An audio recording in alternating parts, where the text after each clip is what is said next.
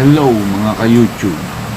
Ngayon po, discuss po natin po muna kung sino po yung nagpapatakbo ng ating bansa o yung nag-go-govern. Kaya kung natawag silang government, yun po yung sa kanila. Tatlo po yan. Yan po ay equally. Pantay-pantay po sila, ibig po sabihin. Ito po yung executive branch, legislative branch, at judicial branch. Well, sa tatlo po yung branches ng government natin, sila po yung nagpapatakbo po talaga sa ating gobyerno sa bansang Pilipinas. Isa-isahin po natin. Unahin po muna natin yung legislative branch. Sila po yung mga senador ng national, saka yung mga congressman. Yan po. Ang trabaho nila magpasa ho ng batas. Kung ano po naaayon po. Kung ano po yung mga batas na naaayon at naangkop po sa atin, no, para sa nation, buong nation po. Yun po yung yun po yung function po nila. Para ho magkaroon tayo ng batas na alam na magiging peaceful tayo o okay ba sa ating lahat. Next po, yung judicial. Judicial po. Yun po yung branches natin na sila po yung mag-duhusga, mag-judge. Kaya sa mga ano yan, karamihan yan, judge ako niyo po yung mga nandun. Kung nararapat po ba yun sa batas, yung ginawa niyo, meron mo ba kayong nagawang mali? Sila po yung magja-judge niya. Sila po yung magja-judge kung paano nyo siservo yun yung pagkakamali nyo, kung paano ano nila. Next po, i-ano natin yung executive branch. Executive branch, sila po, from the root word executive branch. From the root word executive. Executive. Sila po yung nagpapatupad kung ano man yung batas na pinasa ng legislative branches po natin. Guys, inahin po muna natin yung sa legislative branch, no? Dalawa po yan. Isa pong national, panlahat na pong batas yung ginagawa ay sa mga senador po yan. Yun po yung sa mga senate. Yun po, department po ng senate po yun. Tapos yung mga congressman, sila po yung bawat sektor po nila kung ano sila na makakabuti po. Diba? Gagawa sila ng batas nila, kanya-kanyang batas. Para mapabuti po dapat po. Para yung ginagawa nilang batas po ay for sa ikabubuti po ng kanya-kanyang lugar or national. Pagdating na po sa Senate. No. Then, punta po tayo sa executive. Yeah.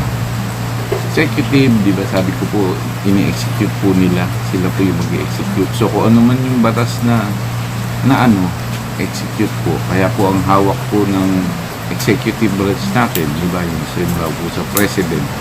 No?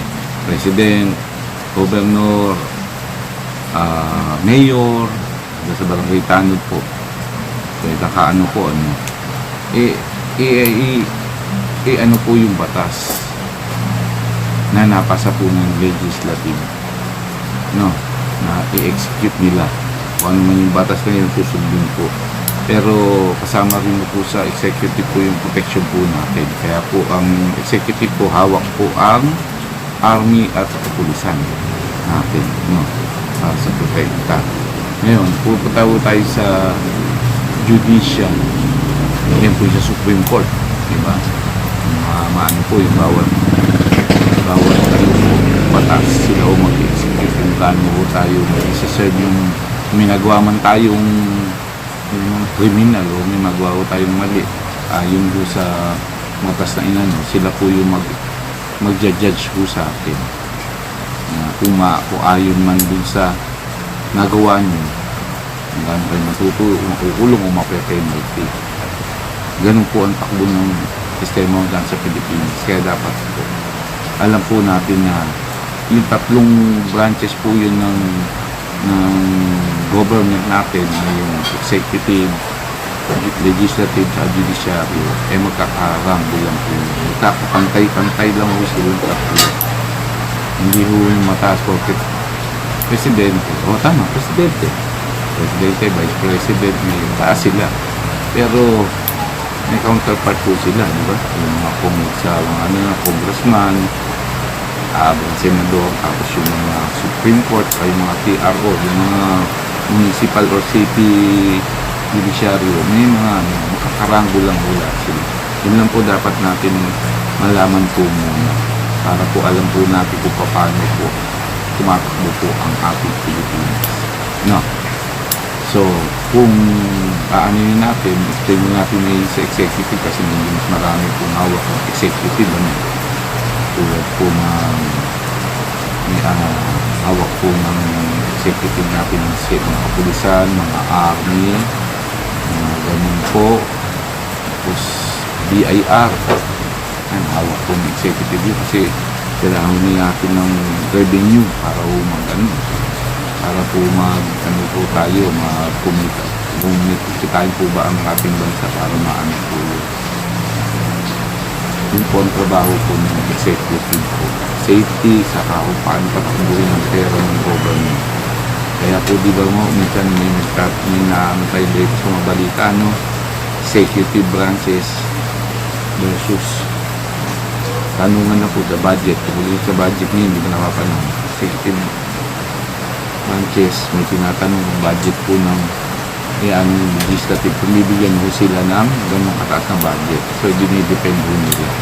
Pero kita nyo po, di ba? Kahit po presidente, vice president, dapat po i-depend po ni sa legislative yung budget na i-execute po nila. Kasi kailangan po nila para mabigyan mo sila ng permission. Hindi po, mabigyan mo sila ng budget na atin din pong gasagalin sa ating dahil sa taxes.